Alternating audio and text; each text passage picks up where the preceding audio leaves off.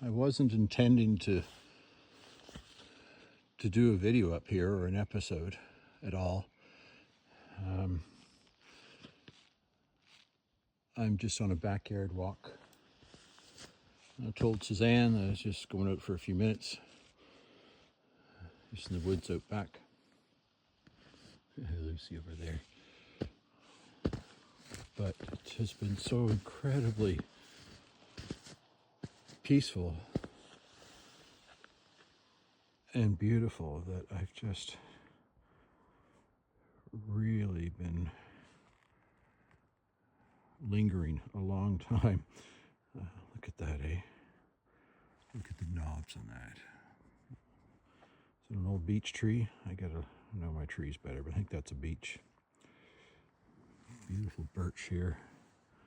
I started off on the trails and did film a couple clips showing where the deer have been digging and yarding, resting, and I'd continued up the slope. So that's up the mountain there. And you have this gorgeous kind of fog or low cloud here, just really dampening the sounds.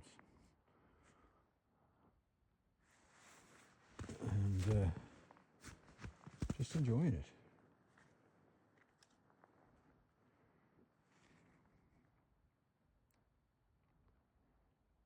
Once in a while I hear a raven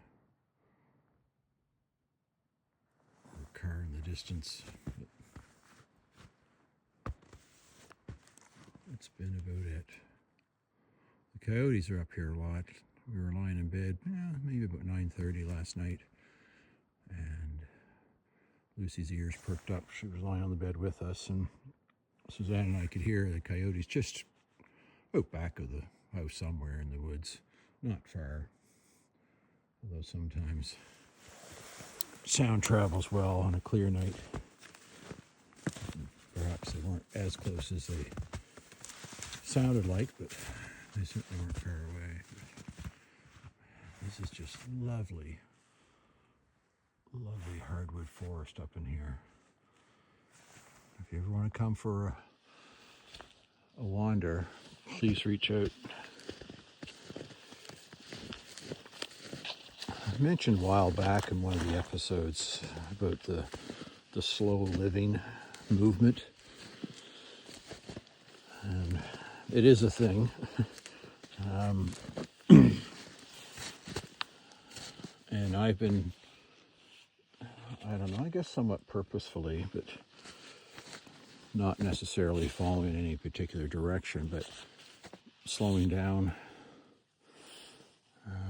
And I guess it could be attributed to everything I've gone through, but really appreciating, even more so than I had in the past, but just really appreciating moments like this. And I'm not one to set New Year's resolutions or goals, but I'm really trying to live my life more purposefully,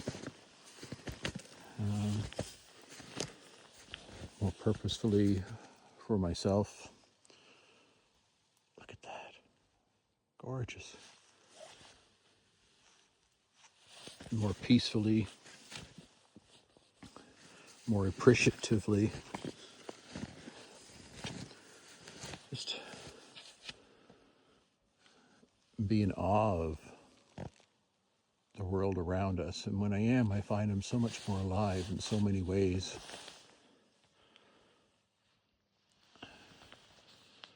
That it's really starting to take effect.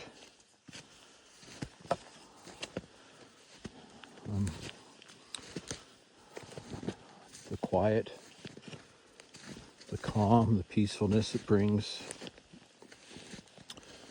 And some things I'm doing by design, like I've mentioned journaling before. And that has really been rewarding. It takes time, but I've very much been appreciating that. And I've got kind of a couple of directions I'm looking at going with that in the in the new year. And then trying to gain a greater knowledge and appreciation of the natural world. Well, you could argue that I've always appreciated it. Trying to just really slow down and appreciate it deeply. Like even when I was walking earlier before I got up this high, starting to go back down a bit now. And a couple of branches that I was looking at, and just with the lichen that was growing on them, and noticing that the lichen was on the top side rather than the underneath, and another lichen was on the east side of the tree as opposed to the west or north or south. And just touching the bark, looking at the thickness and depth of the bark and the ruggedness of some of the older growth of the hemlock and beech and ash and birch that are up in here. Yeah, you know, I really couldn't have found a more ideal place for me in some ways.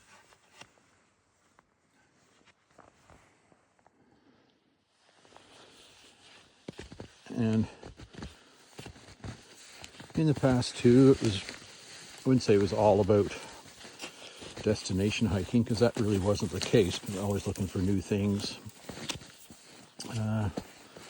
So I'm doing that, but I find much more close to home. Yeah, well, you know me at all. I've been doing some international traveling, which has always been on my my wish list to experience more of the greater world. And those have been incredible, but I find gaining a greater and deeper appreciation for what's literally in my backyard, and you can do it too, where you are, is really incredibly rewarding. And I've been here, 15, 16 months now in this home, and this little block of woods, it's not huge, right? But I really feel like I'm getting to know it intimately. You know, where certain specific rocks are and trees are that I like to go to.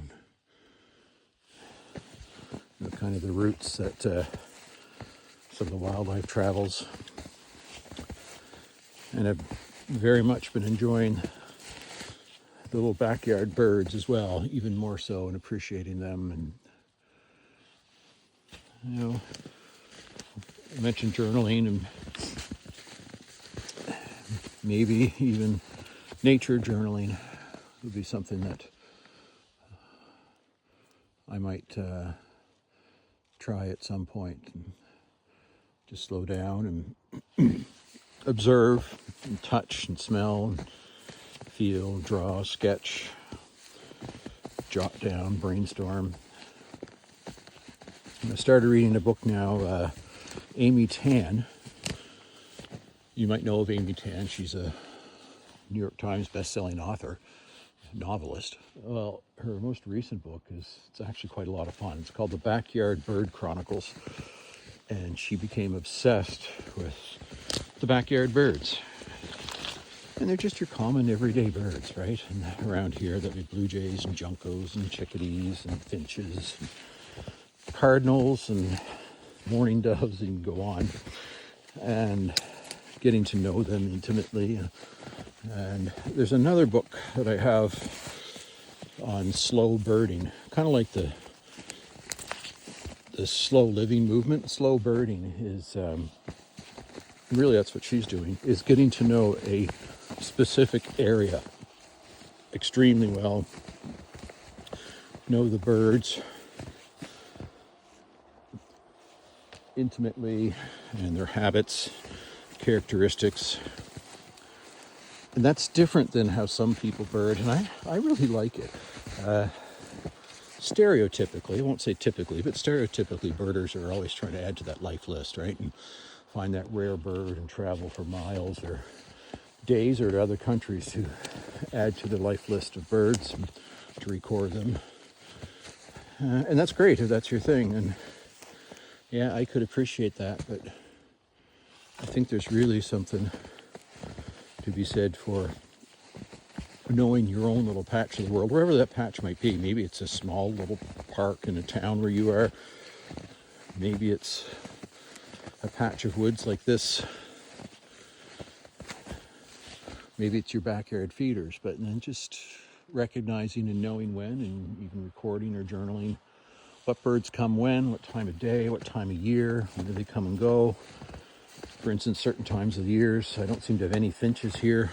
Very few right now, actually. Other times it's full of finches. Same as blue jays. A ton of blue jays right now, and they will throughout the winter and early spring, but then they disappear. And of course, they don't disappear. They just don't feel the need to be at my feeders anymore because they have other food sources. Perhaps that's something to think about. I'm just coming down through here back to my cut trails. I've contemplated different times just cleaning out kind of down from where I came and go up a little higher, what I call the elephant tree. I haven't been up to the elephant tree for a while. I should get back up there.